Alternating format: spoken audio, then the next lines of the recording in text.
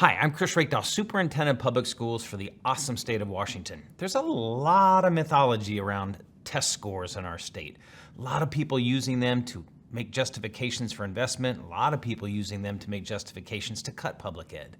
So I thought I'd take 5 minutes, walk through some really important facts to get us all on the same page, and then challenge students and families and educators on one task in particular, one really big thing we can do to change outcomes in the state of Washington and quite frankly in the United States. So let's get after it.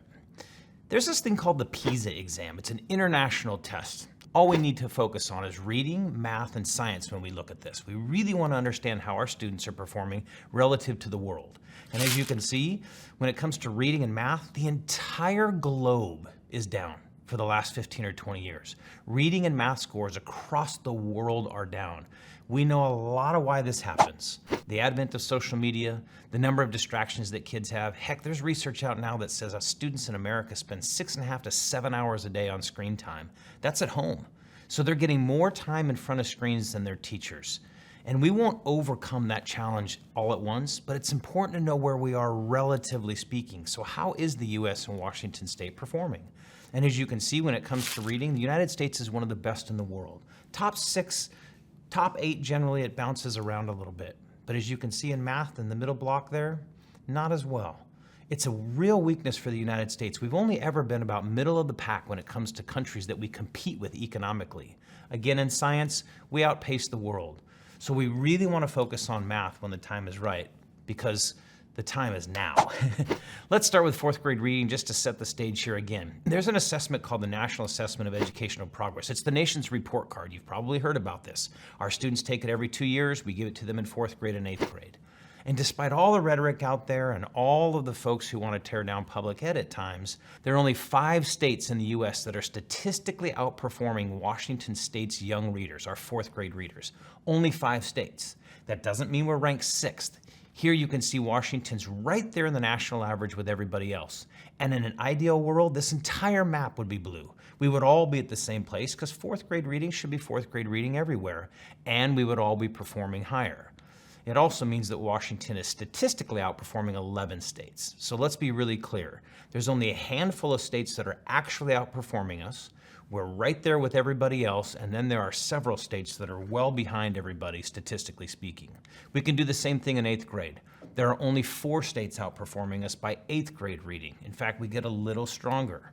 32 states are right there with us, and we outperform 14 states, statistically speaking, and you can see the South starts to really lag behind by 8th grade reading. In fact, you've heard about the Mississippi Miracle. It's an interesting thing. I know a lot of folks from Mississippi. They're hardworking, they're great educators, and we want readers across the country to perform well. But they're doing something there very unique, and it isn't necessarily innovative teaching, it's what they call retention policies. Mississippi, South Carolina, Arkansas, a number of southern states, they withhold a large number of their 3rd and 4th graders who they don't think are at reading standard, and then they give them a second year, and then they test them a second time. So in many of those states, their 10-year-olds are taking a test that the rest of the country is giving to 9-year-olds. It looks pretty good in the short term. There's only one state that's now outperforming Mississippi in 4th grade reading. Unfortunately, by 8th grade reading, there are 26 states that are statistically outperforming them. Not even with them, actually outperforming them.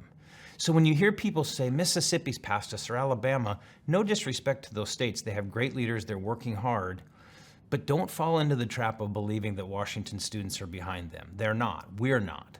We want every student to achieve in this country, and we really want to focus on our success, and we do that by building our readers, not comparing ourselves to other states.